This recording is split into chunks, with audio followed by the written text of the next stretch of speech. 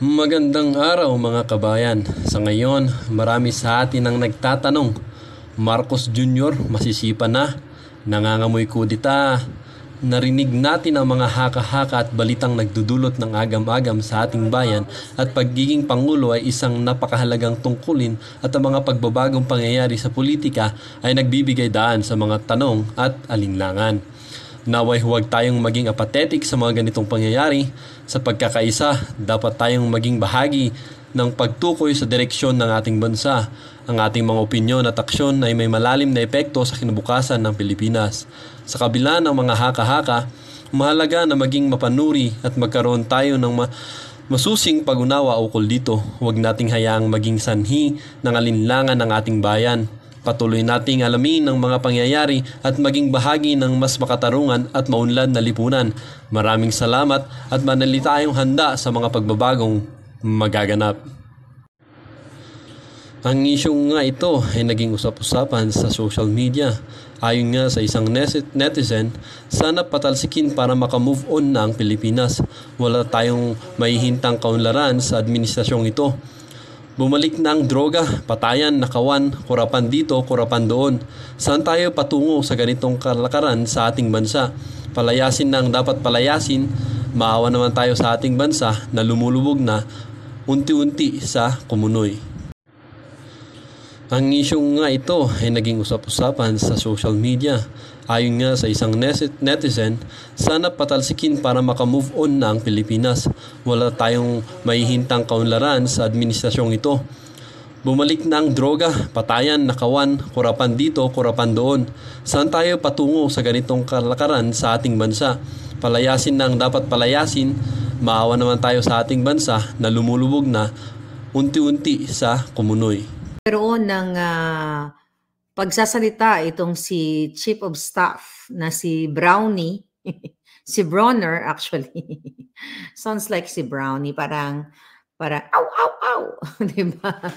Okay, so nagsalita siya dun sa West Mindanao Command. Diba? Meron siyang speaking engagement kung saan sinabi niya 10 hours ago, ito ang kanyang litanya, actually sinulat natin dito. Habang nagsasalita siya sa mga men in uniform, ay sinabi niya na meron daw coup d'etat or coup attempt na binabalak. 10 hours ago, hindi niya sinabi kung sino itong nagpaplano na ito. So, inilabas na lang sa media. So, nung sinabi niya, mga palangga, ito, sabi niya, ito verbatim to, some of them were former officers of the AFP. At nakausap ko yung iba sa kanila. Sabi ko sa kanila, sabi ko sa kanila, sir, sabi niya, you have the right to do that because we are in democracy. But please do not involve the active personnel of the AFP. So sabi niya tapos karugtungan, sabi niya, maawa tayo sa ating bansa. Let's give our country the chance to move forward to progress. I will isa-isa dyan later. Pero mga palangga, sinabi niya mismo yon, galing sa bunganga niya. Okay, galing sa bibig ni Brownie. Brownie na lang pangalan niya, ni Chief of Staff Brownie. Naku, Brownie, may alam ako sa'yo. Magkano kaya? Mamaya na yung alam ko sa'yo. Alright, so ngayon, okay. Ang pinapalabas nila ngayon na mayroong pagbabanta kay Kuting. Alright. So, parang gusto ba nilang, ano ba ang pakiramdam ninyo? Gusto nilang takutin yung taong bayan?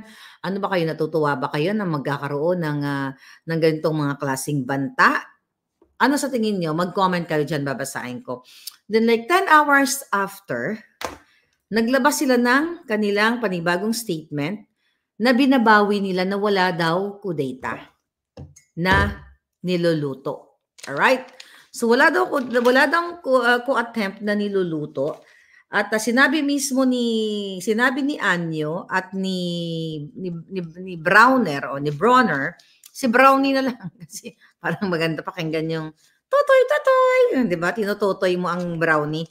Anyway, sabi ni Anyo, misquoted lang daw yung lumabas sa balita. And misquoted. At sabi naman ni Romeo Bronner ng AFP, okay, ng chief ng AFP ay out of context. Okay?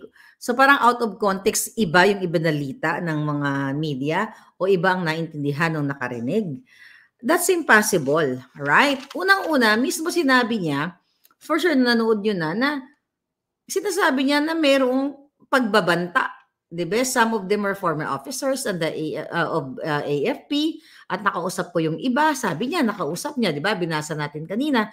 Kaya nga sabi niya, kinausap niya, sir, you have the right to do that because we are in democracy. But sabi niya, please do not involve active personnel. Tapos sabi niya, maawa tayo sa ating bansa. Alright? Ngayon, ang sabi ni Anyo dyan ay, again, misquoted. Sabi ni Anyo, General Anyo, maaring hindi nauunawaan ng gusto ng ilan ang ibig sabihin ni AFP chief. Kasi ba naman di kayo promotor ng fake news? Diba? Hindi nyo ba naririnig yung sarili mo? Hindi nyo ba naririnig, General Anyo, yung sinabi ng kabaro mo? Balikan mo yung kanyang speech para hindi kayo nagpapakalat ng fake news. Diba? Ang gobyerno, mayroong mga kaletsihan na, yun, mayroon silang nilaunch na maging mapanuri daw ang mga Pilipino. Pero kayo mismo, sinusuri namin, huling-huli, and malinaw pa sa sikat ng araw, na kayo yung mga sinungaling. May voice, may vocalization, di ba? Parang kanta, may voice. Okay, tignan natin. Okay, tignan natin, parinig natin. Okay? Ang sinabi mismo ni Bronner. Right? Tignan natin sinabi ni Bronner. Okay? Ito. Tignan natin, ha? Ito. Dali. I-rewind ko lang saglit. Okay. So, officers of the armed forces of the Philippines.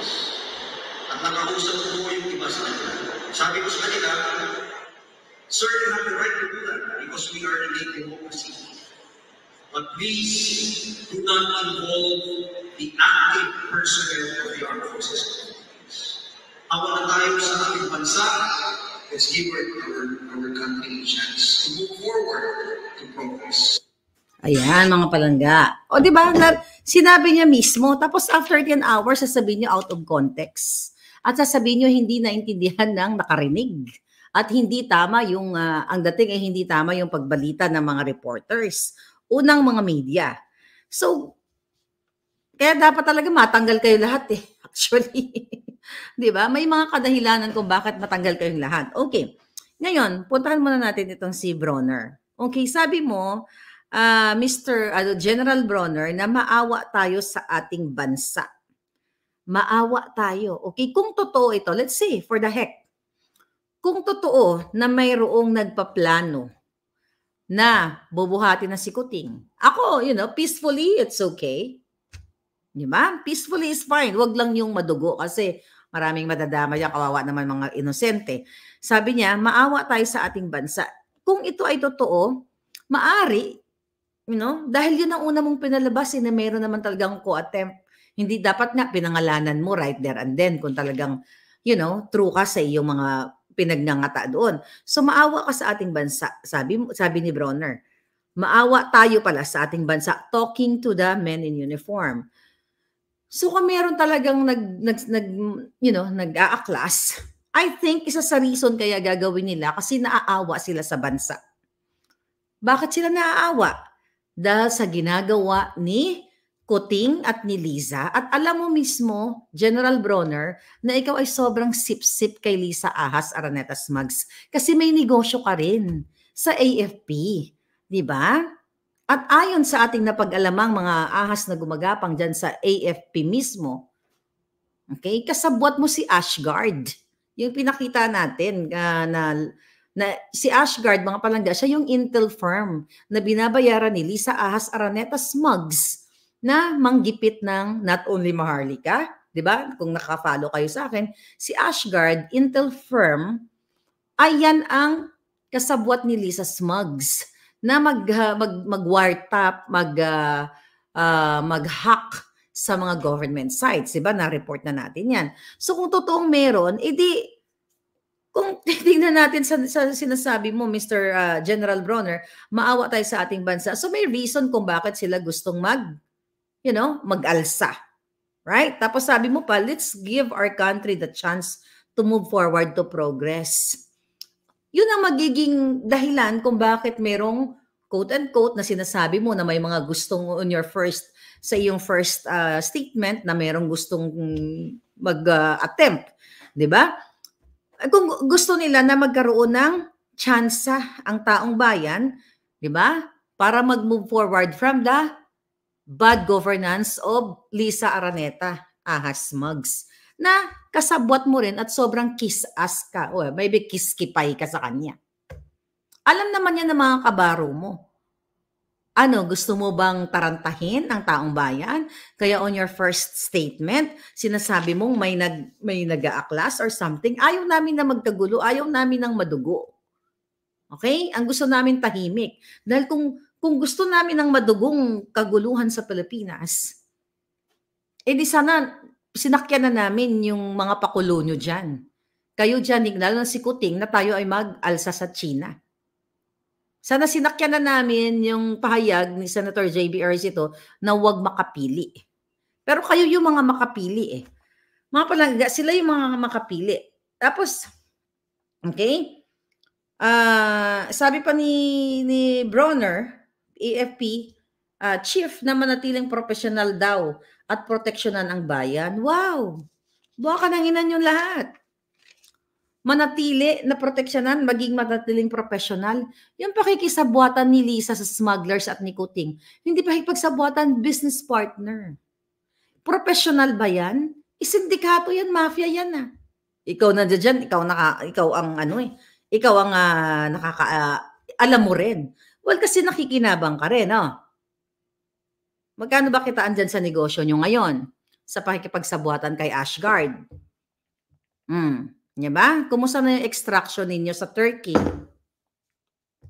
Alam mo rin yung extraction sa Turkey, yung pinag-usapan natin, di ba? Di ba kayo nag-uusap? Si Bianca Zobel, ikaw, si Ashgard, na i-hold muna. Di ba? Ang transaksyon, ang pag-change ng mga tao dyan sa ISAF. Ano nangyari dyan? Alam mo yan.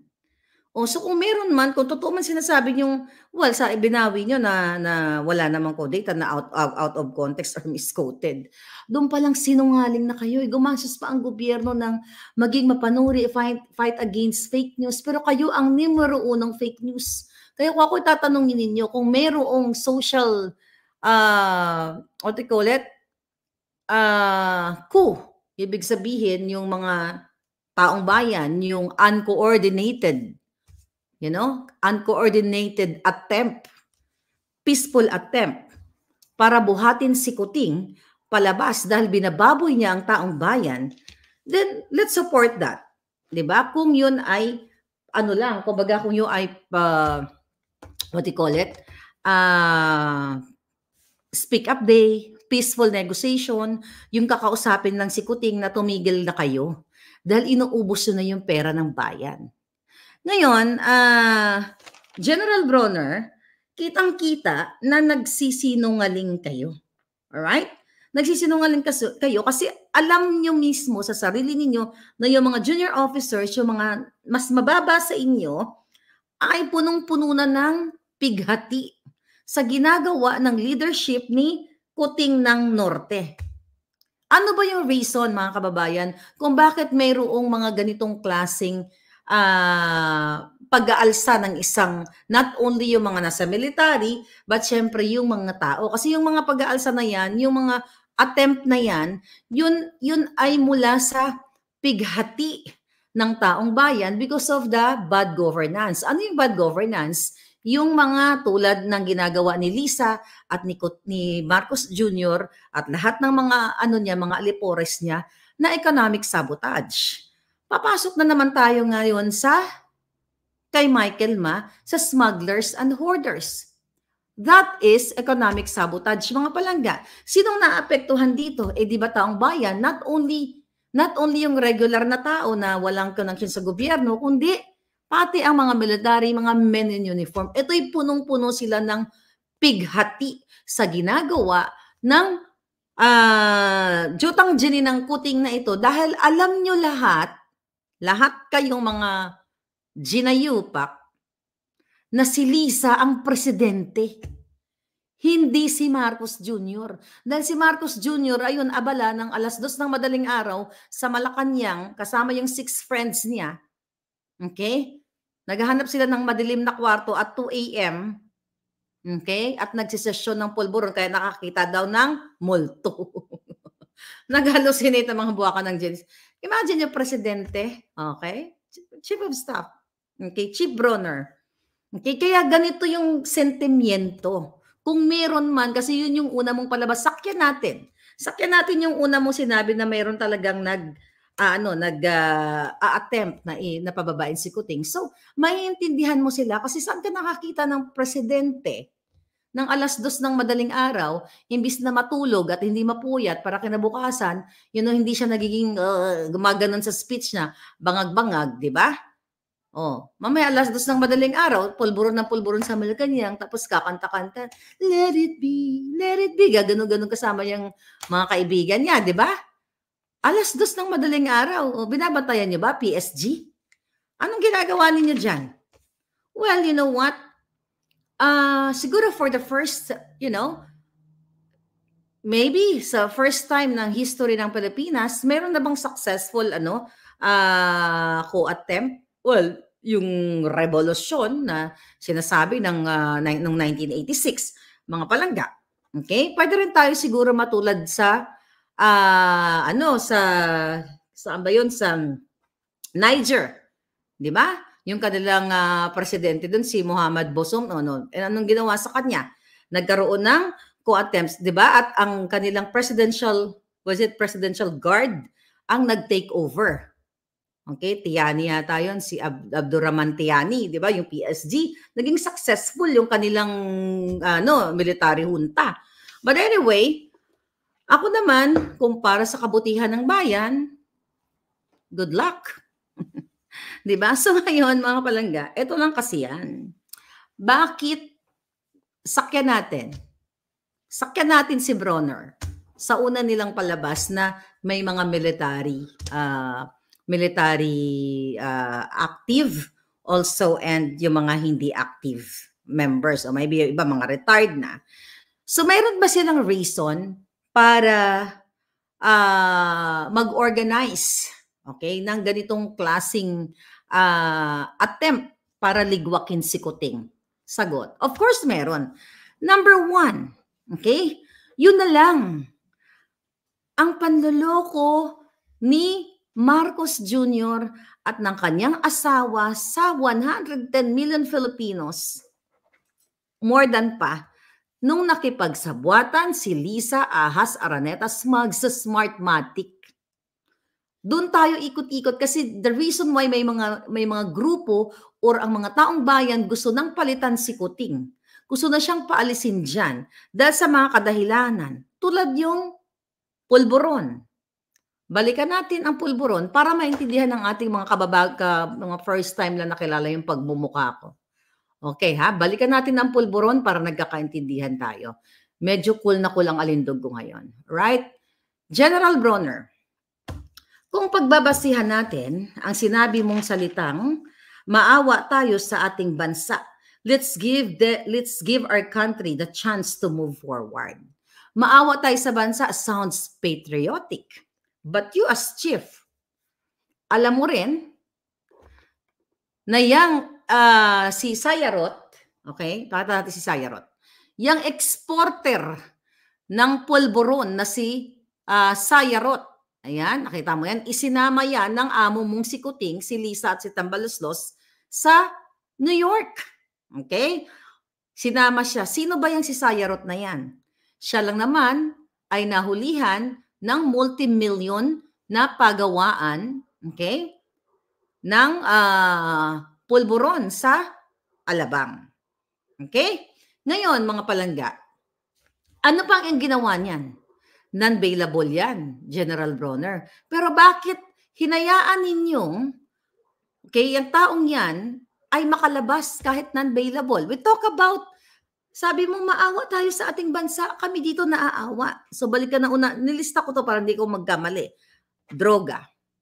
Pinakawalan ng gobyernong hinayupak ang taong yan sa kabila ng pagkasangkot niyang taong yan at ng kanyang mga grupo na nag-i-export sa Australia at sa iba pang bansa. Nasa kote yan ng Australian Federal Police. Nasa article yan. Ilang beses ko na yan finlash sa aking vlog. Halos almost everyday yata.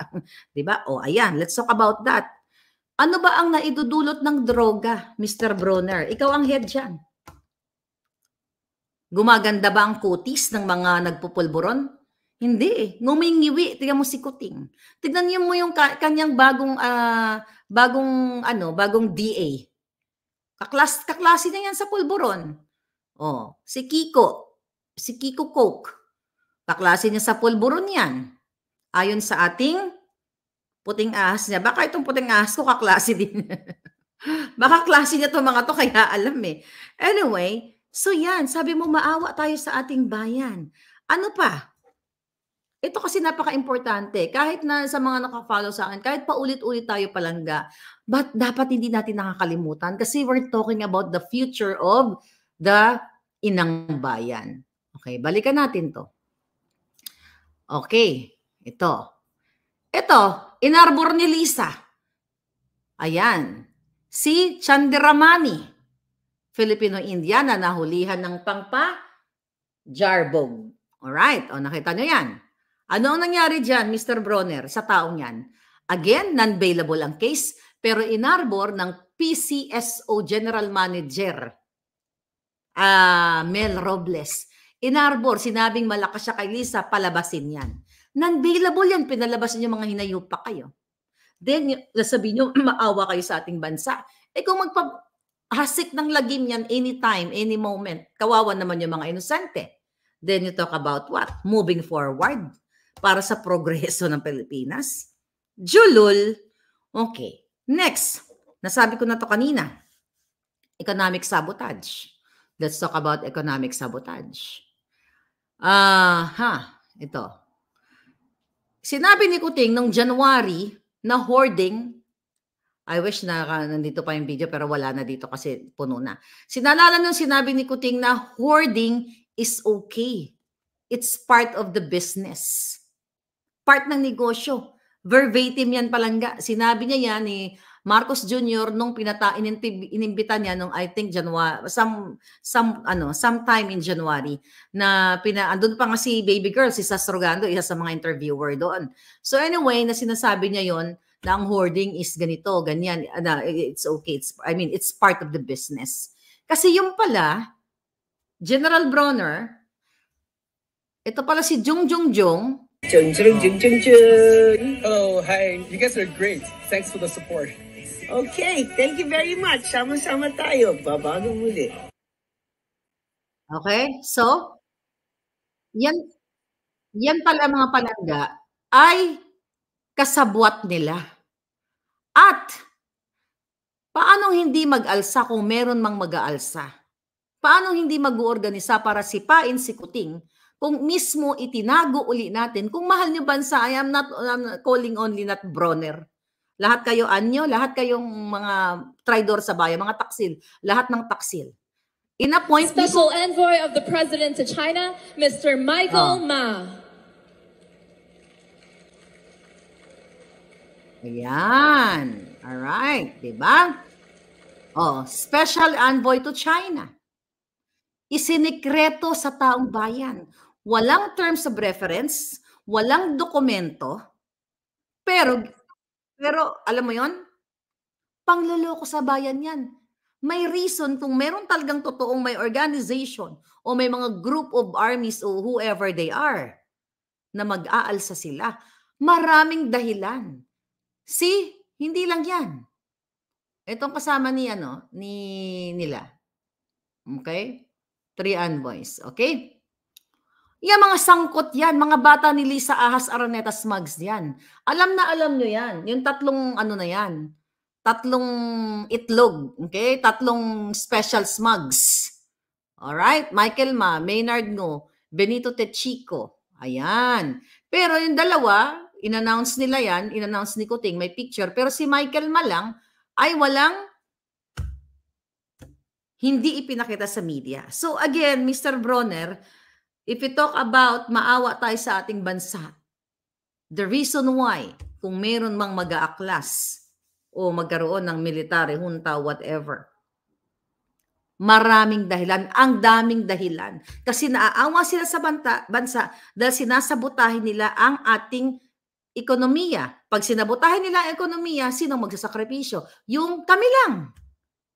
Kami lang na walang koneksyon o pagnanakaw sa gobyerno. Pero kayo hindi kayo maapektuhan. Kasi kumakamkam kayo ng limpak-limpak na salapi. May business ka nga with Ashgard, right?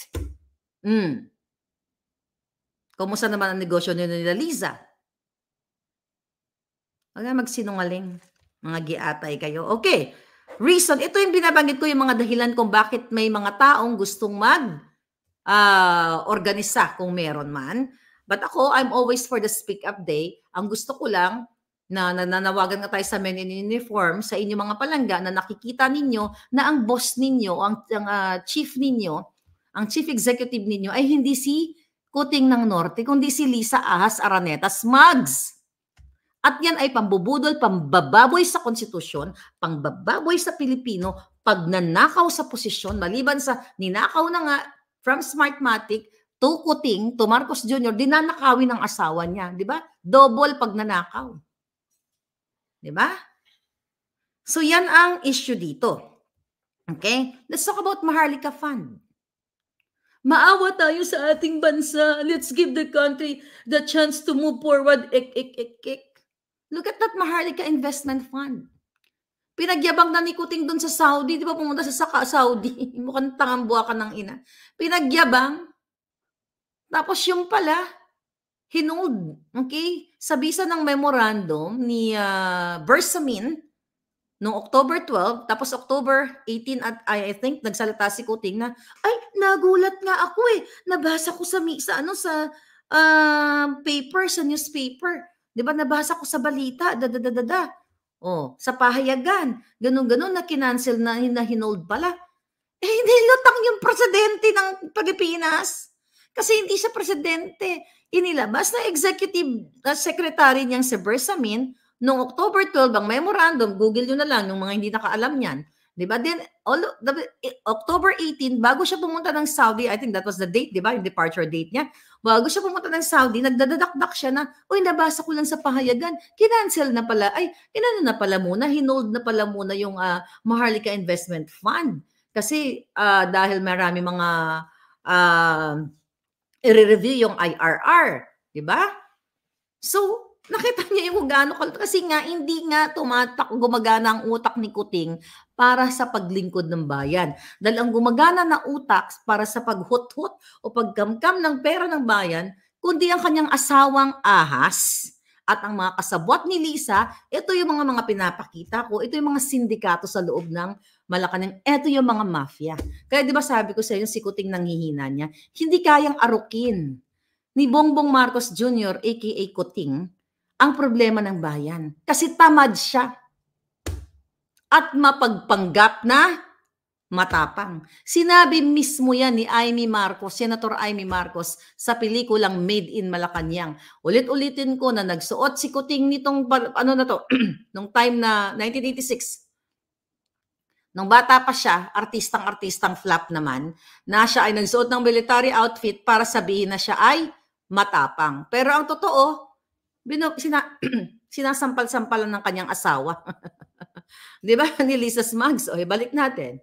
I think, naalala niyo yung kay Sayarot? Ito to. Yung na yan, picture na yan sa New York yan. Nung time na sa aeroplano sila, hinawakan ni Lisa yung betlog ni Kuting, ginanon at binoljak. Di ba? Sinampal siya, kaya naka-shade siya. I wish, wala ba akong picture nun? Wala eh. But anyway, wala dito. Alam niyo na yun. So, yung pala, duwag siya. Ano yung reason bakit binoljak ni Lisa si Bongbong Marcos? That was September 17 of 2022 kung gumagana ang ano ko ngayon, ang mga memories ko ng bonggang-bongga kasi madaling araw na. Right? That was September 17 nang nalaman ni Lisa na sinainan ni Marcos Jr. ang appointment ni appointment ni Attorney Vic Rodriguez, former executive secretary na ginawa niyang chief of staff, diba? Binuljak siya ni Lisa Smugs. Yan ang kwento niyan, Bronner, at alam niyo yan. Right? So yan yung mga reason kung bakit may mga taong na sinasabi niyo na nag-organize. Again, peace and security. Nakadalawang ano na si Kuting, nakadalawang state of nothing achieved. Tinutukan niya ba ang what do you call it? State of the nation. Okay? So natutukan ba ni Kuting yung what do you call it? Yung issue sa droga? Hindi. Di ba? Yung peace and security. Doon sa, yun na lang yung pampasarbog na pinakawalan nila eh. Ano na ngayon yung mga ligwakan ngayon, yung gurguran dyan sa Pilipinas? Anong ginagawa ninyo? At Bronner, yung paggigipit ng gobyernong ito sa mga tao sa loob ng Malacanang. Pinagtatanggal ni Lisa ang mga taong pinagdududahan niyang puting ahas at also winawartap pa niya. 'Di ba? Nalala niyo? Oh. Asan ang diyan, ang peace and order and security ng ating security ng ating bansa? Anong ginagawa niyo? Paano nagkaroon ng peace and order and security, national security diyan sa Pilipinas? Kung mismo yung mga may hawak na malalaking pangpadsabog ng bonggang-bongga ay pinapakawalan. Wala. Kasi inaarbor. Inaarbor ni Lisa. Arborin ko yan. Di ba? Kasi BFF ko yan. Nagbibigay sa akin ng bag yan.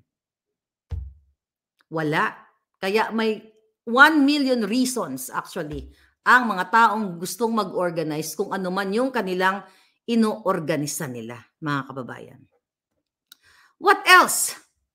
Yung paggigipit sa tao. Nakita niyo, ako nga dito sa Amerika, di ba? Nasa Amerika ako. Anong ginawa ni Lisa Ahas Araneta Smugs? Kung bakit hindi magagalit ang taong bayan? Gumamit ng tao, ginamit ang resources ng Pilipinas. Mga palangga, ginamit ang pera ninyo, nating lahat, ang resources para makipagsabuatan si Lisa Ahas Araneta Smugs kay DICT Secretary Ivan Uy. Nakasabwat din nila sa negosyo nila ni Michael Ma na Smugs. I think nandito si Ivan Uy. Tingnan natin kung nandito sa picture. Nakaready yung mga Jotang Genemis na yan. I think nandito sila. Andiyan ba si Ivan Uy? Michael Ma? Wala din sa picture na yan. Ayan. Mga tao lahat ni Kuting yan. Kapatid ni Lisa. Saan yung si Ivan Uy? I think meron akong picture ni Ivan Uy dito. Anyway, mamaya hanapin ko. Alright. But anyway, going back. So, nakipagsabuatan, o hindi nakipagsabuatan, ginagamit ni Lisa Ahas, butod, mudlo, putot, ang resources ng gobyerno, inuutusan si DICT Secretary, nakausapin si Ashgard. Where is Ashgard? Okay, pakita natin si Ashgard ito. Is this Ashgard? Where is Ashgard? Dami kasi picture eh. Okay, ito si Ashgard.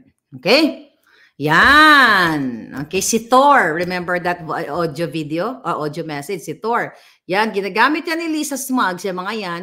Siya ang ginamit na maghanap ng address ng kapangalan ko sa Pasig para ibigay kay Anthony Taberna na bayad ang pagkatao, bawat hibla ng buhok niya. Okay? Bawat patak ng dugo ng pamilya ni Taberna at ng buong angkan niya ay nakikinabang sa payola. Binigay ni Lisa dyan para gipitin at kasuhan si Maharlika. Oh, papadampot daw ako. Hanggang ngayon, yung alindugo nakatayo pa rin. You're not gonna win. Okay? Mga hinayo pa kayo, ikaw Lisa. So yan ang ginagawa ni Lisa. Ngayon, sinabi ko na sa inyo yung pagtatanim ng kaso, kung nabibidyohan lang, kung napipicturan lang natin lahat, ang ginagawa ni Lisa at ng mga kampon niya na pagtatanim ng mga kaso not only kay Maharlika, kundi sa mga taong nasa gobyerno mismo, yung mga hindi naman malaki, maliliit na pwesto lang, yung mga ordinary, even mga doctors. dyan sa PhilHealth, dyan sa DOH. Tinatamnan ni Lisa ng kaso. Diba? Ano sabi ni Lisa dyan? Silipin kung may kaso, kasuhan. Kung wala, tamnan. Kaya mayroong karapatan ang buong Pilipinas na mag-alsa at mag-speak up day, mag-vocalize ng kanilang nararamdaman sa ginagawa ng gobyernong kuting at ahas. At dapat yan, buhati na nga yan, peacefully. O magkusa na siya. Kasi tatamad-tamad naman eh. At saka laging bangag. Saan ka nakakita ng presidente, ulitin ko uli, na ipinagyabang pa, nagkwento-kwento pa ng multo. 'Di ba? Yung mga superpower ang pinag-uusapan kung paano mang-bulljack sa ibang mga nasyon. Siyang topic niya, multo. Pagyayabang pa daw niya, 2 a.m. kasama niya yung kaibigan niya. Ano yan? Polvoron. Gaganon-ganon kayo doon. Sinong matinong presidente na alas 2 ng madaling araw kasama ang 6 mong kaibigan? Ito nga, sige nga, ano nga natin, yan, diinan nga natin. 2 a.m. sa loob ng Malacanang. Pare, maghanap nga tayo pare ng madilim na kwarto dito. Kasi tingnan natin, maghanap tayo ng multo. Kahit sabihin, sige, bigyan natin siya ng benefit of the doubt na naghanap siya ng multo. May saltik ka. Presidente ka, iimbitahin mo yung 6 mong kaibigan, naghanap kayo ng 6 na naghanap kayong 6 ng madilim na kwarto. Para what? Para may ipalabas sa vlog niya. Di, buangit gid. Sagutin nyo yan. Walang matinong presidente. O kahit ako hindi ko gagawin yung 2 a.m. ganito tayo, ganito, ganyan. Tapos presidente ka or hindi natin baguhin yan. Presidente. Yan, Bronner, ha? Alam mo yan. Bronner. General Bronner, alam mo rin na may nagpatiwakal na PSG, kawawang PSG dahil binulyawan ng amo mo na si Lisa Smugs. Professional ka mo. Yung babaeng yan. Parang, bugok. Hindi parang, bugo na bugo. Pero magaling magkamkam ng pera ng bayan. Ayan. Yun. Alright. Kala ko na si Lisa Smugs. Okay. Ano pa? Ngayon, mga palangga. Alright. Paniningil ng appointment, ng mga nilalagay. Topic ko na to, matagal na. Paniningil ni Lisa Smugs sa mga inilalagay niya sa pwesto at pag-require ni Lisa as Araneta Smugs sa kanyang mga i-appoint, do you think he or she can deliver? Again, not the result for the common good, okay, para sa taong bayan, kundi para sa deliver ng pera para kami ng hinayupak na babaeng yan. Dahil hawak ko, Lisa, ang ebidensyang makakapagpatunay na ikaw ay kasabwat dyan sa pangangamkam, paghihingi ng bribe, ng luggage, lahat nakinabang ka dyan sa Okada, Manila. Ano ang ginagawa mo? Kaya sabi ko sa'yo, challenge siya, gusto mo ipakita ko sa taong bayan? Kung anong pakikialam mo. Ando doon yung pagmumukha mo, Lisa. Hindi ka pwedeng sinungaling. Dahil ang ebidensya ko ay ipapalunok ko sa iyo para lalong lumaki ang butod mo. Diba? Giatay ka. Again, sinong hindi magagalit na mga retired men in uniform at taong bayan na yung Jutang Ginemes na Speaker of the House, maliban sa nag-grade-raidan ng mga warehouse sa Bulacan, tapos wala namang ng certain warehouses. Ano na nangyari doon? Di ba nung Agosto? Yabang-yabang. Kunyari may raid. Di ba? Parang hack me, raid me, something like that. Di ba? Anong ginawa ni Martin Romualdez dyan? Kung hindi ba naman vangag, yung $2 million inilagay dinonate sa Harvard. Para what? May nabasa ako na dahil parang suhol niya dahil yung anak ba niya papasok sa Harvard. I'm not sure with that kasi hindi ko pa na-researchan. Pero may nabasa lang akong ganon. Tama ba? May mga palangga ba dito nakakaalam? Comment nyo dyan. $2 million. Ang dami naghihirap sa bayan, sa Pilipinas. Wala nga makain yung mga tao. Hindi ka makabili ng bigas. $2 million ibibigay mo dito sa Amerika. Okay na kami dito. Pupunta sa Harvard. Kaya talagang may reason. You have 100 million reasons, mga palangga, na Speak Up Day. And I want it peacefully. Yung bang pupunta ka lang sa Malacanang, sabi ni Kuting, suko na ako, nas bubuhatin nyo na siya, okay, labas ka na para matapos na yung kaletsehan nyo. Alright? Ngayon, another issue kung bakit kailangan matanggal na si Kuting o kung bakit may mga nag-aalsa. Yun na lang ipinaglalaban. Okay? Na-discover ni baby girl. Okay? Sa Strogando, yung sa mga extraordinary funds. Okay? Extraordinary funds, confidential fund, MOOE, lahat pinapaliwanag niya. Yung sinasabi ni Pangulong Duterte na wag mga tao, wag kayong magbayad ng tax. Kailangan ipakita ng mga Senado, lahat kayo na ipakita niyo yung detailed, audit report niyo kung paano ginastos ang pera ng bayan. Anong sabi ni JV Ejercito dyan? Nabasa ko lang sa comment section. May sinasabi niya kasi ni JV Ejercito na wag maging makapili. Okay? Wag maging taksil. Tapos may nag-comment doon na sinabi niya na mag-ano ka muna, release ka muna ng iyong audit report kung saan mo ginastos ang iyong confidential fund, ang iyong fund dyan sa Senate. Ang sagot niya, alam mo kung ano? Sabi niya, diversion of topic. See? Paano naging diversion of topic? Sasagutin nyo lang. I'm talking in general. Sasagutin ito yung audit report ko. Ito yung ginastos ko. Tapos sasabi niya diversion. Pero ang sinisigaw ng mga hinayupak na to, taksil daw yung mga taong ayaw umalsa. Yan ang sinasabi ni JVRs ito na dapat tayo magalit sa China kasi inaagaw na. Sinabi ko na yan. I was emotional nung sinabi ko na bago kayo mag-encourage, ikaw Kuting, ikaw Tambalusos, kayo dyan, General Anyo, Bronner, lahat kayo, Gibo Teodoro, na palagay-lagay pa kayo ng inyong, billboard, para hikayatin ang Pilipino na magalit sa China. Imbis nang ayusin ninyo, hikayatin ninyo na peace to China o to peace sa kahit anong bansa.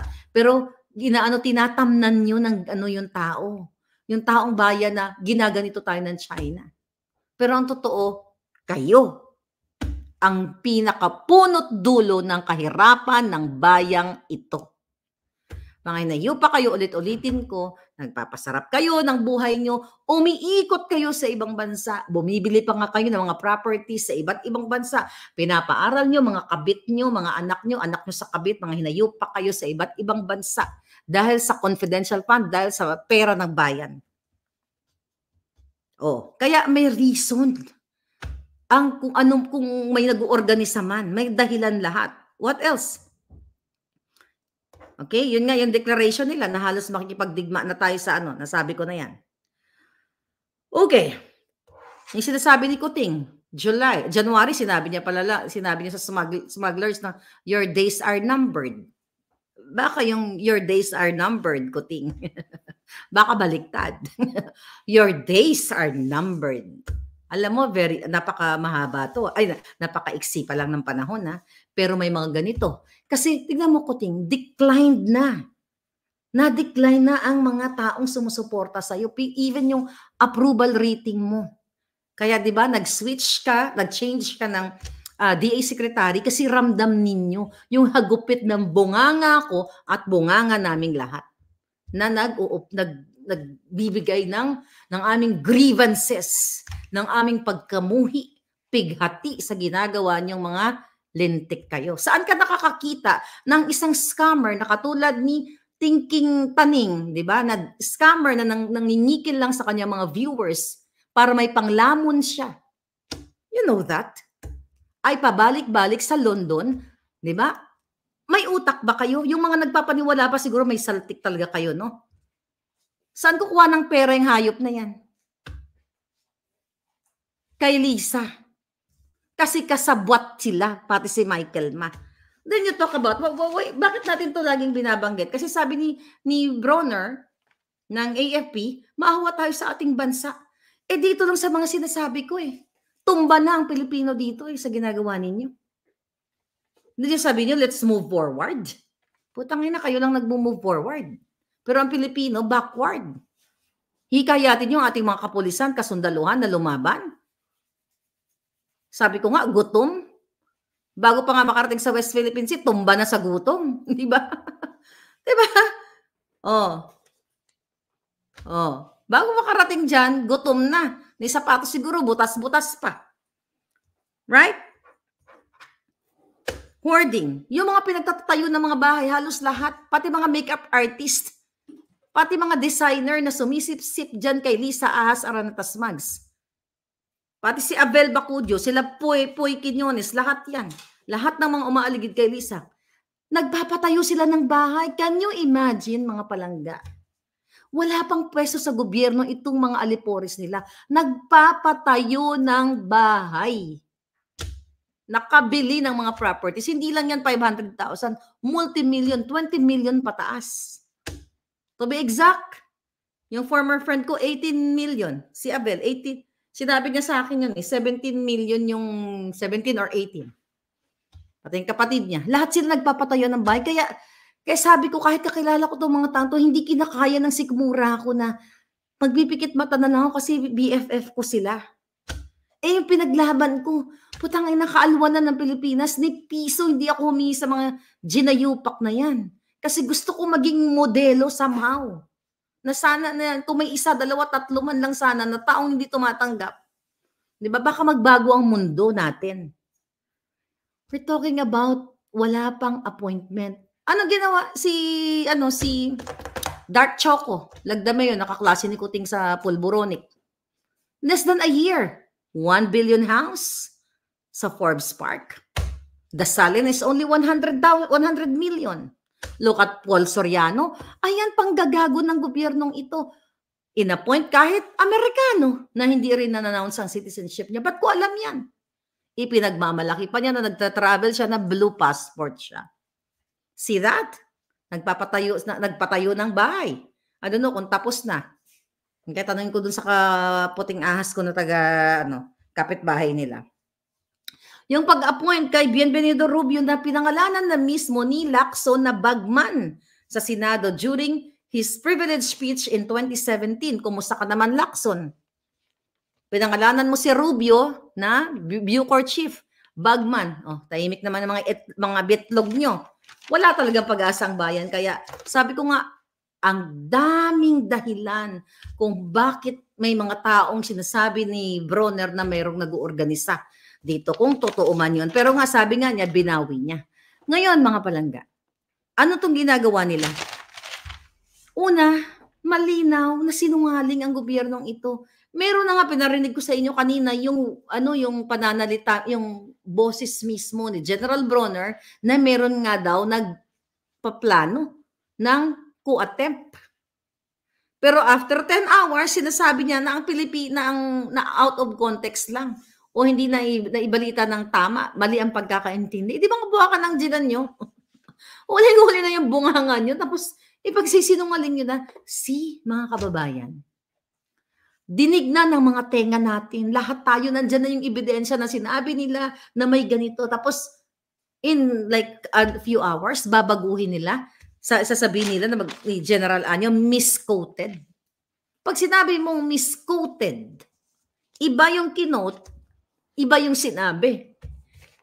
Etong sinabi niya mismo na pinarinig ko kanina sa inyo. Maawa tayo sa ating bansa. Let's give, sabi niya, some of them were former, yung mga na may attempt, some of them were former officers of the AFP at nakiusap at nakausap ko yung iba sa kanila. Sabi ko sa kanila, sir, you have the right to do that because we are in democracy, but please do not involve the active personnel, okay, of the AFP. Maawa tayo sa ating bansa. Let's give our country the chance to move forward to progress. Yan lang naman ang sinulat ng media. Paano naging out of context? Unmisquoted yan, General Anyo. Diba? So yan ang katotohanan na ang gobyernong ito ay dapat nang tapusin kung kailangan ng speak up day, peacefully, o kumusa na si Kuting na umalis dahil sobra ng pangbababoy nila sa pera ng bayan, pangbababoy sa Pilipino, at pagtapang-tapangan niya ngayon na gusto niyang gusto nilang magsabihin sa Pilipino na ipagtanggol natin, inagaw na sa atin ang ating teritoryo. Diba? Tapang-tapangan siya, pero Yung asawa niya, ito na nga eh. Tabang-tabang nga, butang nga na, takot sa multo. Kung totoong may multo. Gaganon-ganon pa siya, takot sa multo. Oh, may presidente bang takot sa multo? At nagpapaniwala sa multo? Nung bata ako, oo. Okay, papaniwala ako sa multo. Pero ngayon, wala pa namang multo nagpapakita sa akin. Yung multo lang na nakikita ko araw-araw, yung mudlo ang mata, si Lisa, si Lisa Araneta Ahas Marcos, yan ang nakikita siguro ni Kuting na mukhang multo dyan sa Malacanang. So anyway, mga palangga, sabi ko nga, this fight, nakakapagod to. Pero alam ko magbubunga to. Kasama kayo. Nakakapagod. Ano mo, mga classmate ko nagme-message sa'kin, grabe ka, sabi gano'n, tinataya mo yung buhay mo, inahanting ka ng mga kalaban mo. Mga ganyan-ganyan. Hindi ka ba natatakot? Sabi ko, ba't ako natatakot? Dapat nga itong mga hinayupak na ito ang natatakot. Kakampi ko ang katotohanan. Wala akong ninakaw sa kaban ng bayan. Ni piso wala akong politikong hinihingaan ng pangkape o whatever. Well, hindi ako katulad ni Taberna. Pati pagpapagamot ng kanyang anak ay galing sa payola. O, di ba? Taberna, dagdag mo yung kaso. Dali! Putangin na nyo lahat. Kasuhan niya ako. Magkaanuhan na. Yun ang gusto nyo, di ba? Magtanim ng kaso. O, kamusta ka na, Taberna? Sarap lumamon ng payola, no? Kayo, mga senador, mga kongresista, walang mag-i-initiate sa inyo na paimbestigahan si Michael Ma. Hindi na lang, sige, tanggalin na natin sa smuggling. Sige, pagbigyan natin muna dito lang sa vlog na to. Yung pag-appoint sa kanya ni Kuting na itinago sa taong bayan. JV, Senator Amy, Senator Bato, Senator Bongo, lahat kayo dyan. Okay? Kasi, kahit papaano, nakikita nyo yan eh. Wala man lang ba mag-i-initiate sa inyong lahat? Ang sinasabi ko lang dito, yung mga may pagmamahal talaga sa bayan kung meron. Wala man lang mag-i-initiate na ipatawag si Michael Ma paano nangyari ang kanyang appointment na hindi inilabas sa media as special envoy to China. Para what? Para magkaroon ng diplomatic immunity, diplomatic passport para makapag-in and out sa China sa kanyang smuggling business.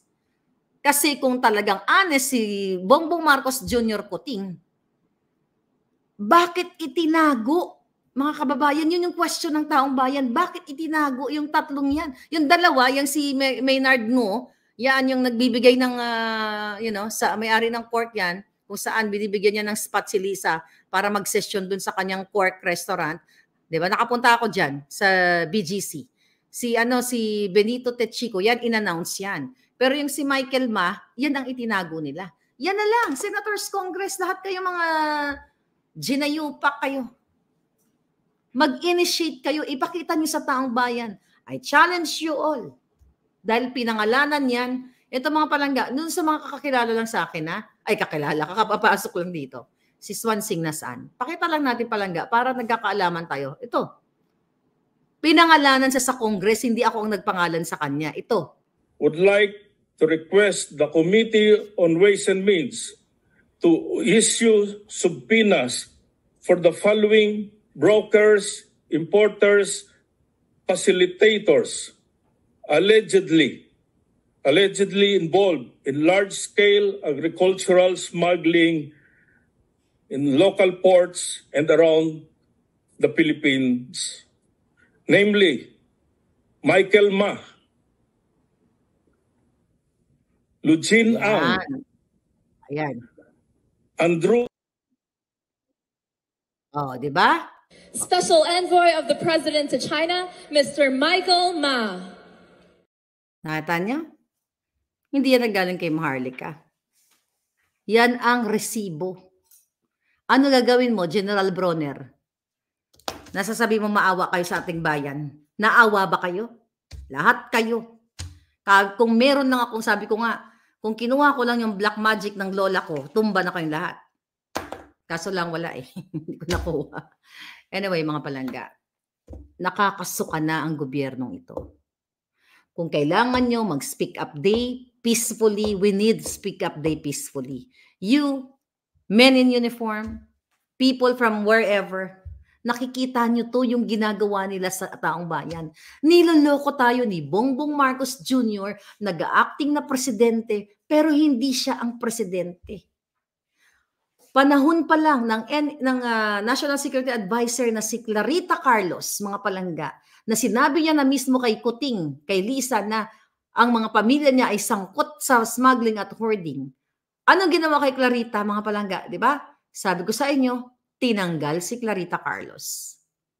Ayan, yung picture yan na kapag patunay na hindi si Bongbong Marcos ang nag-a-appoint sa mga appointees, kundi si Lisa Ahas Araneta Marcos. Question, trabaho ba ni Lisa ang mag-appoint? Hindi, dahil hindi siya presidente. Siya ay ahas. At kasalanan ni Marcos Jr. na inaatas niya sa kanyang asawa ang trabahong hindi niya kaya. At kung hindi kaya ng isang Kuting, dapat niyang lisanin ang posisyon. Pag hindi mo kaya ang posisyon na ibinigay sa iyo ng Smart Magic, pagtarantado ng sa bayan yan, umalis ka. Di ba ganun kayo? Pag hindi yun nakaya ang trabaho nyo sa mga opisina, nagre-resign kayo kasi hindi na kayo competent. Incompetent na kayo. Pero anong ginawa ni Kuting? Inaasa niya lahat kay Lisa ang appointment. Kaya nga ikaw, General Bronner, alam ko, ayon sa ating puting asset sa AFP, na ikaw ay kasabwat ni Ashgard sa inyong mga negosyo. At kiss-ass ka kay Lisa Ahas Araneta Smugs. Kaya kung ano man yung lumabal sa bunganga mo, it's not because you love your country. Because you love yourself. You love your family. And your vested interest. You don't love us. Yan ang katotohanan. Kasi yung mga pinagnangak-ngak ko, na paulit-ulit dito, kung mahal nyo, not only you, General Bronner, General Anyo, lahat ng mga nakakarinig nito, mga politiko, ang ganda na ng Pilipinas noon pa. Kung lahat kayo ay may pagmamahal. But wala kayong pagmamahal sa Pilipinas at sa Pilipino. Mahal nyo lang ang inyong vested interest. Muli, this is your Fair Lady Maharlika. Dapat po, buhatin na si Kuting peacefully para magkaroon na tayo ng tunay na pagprogreso ng bukas o pagbabago. Thank you. Sa huling salita, ang mga pangyayaring nagaganap sa politika ay nagdadala ng maraming katanungan. Ang isyong hingil kay Marcos Jr. at ang mga balitang may halong kudita ay nagbibigay ng kakaibang takot at alinlangan. Ngunit tandaan natin na tayo bilang mamamayan ay may mahalagang bahagi sa pagpapasya ukol sa kinabukasan ng ating bansa. At muli po, salamat po sa mga solid viewers natin dyan. At kung bago ka pa lamang sa aking channel, huwag kakalimutang i-subscribe, pindutin ang notification bell at piliin ang all upang lagi maging updated sa mga bago at nagbabagang mga balita.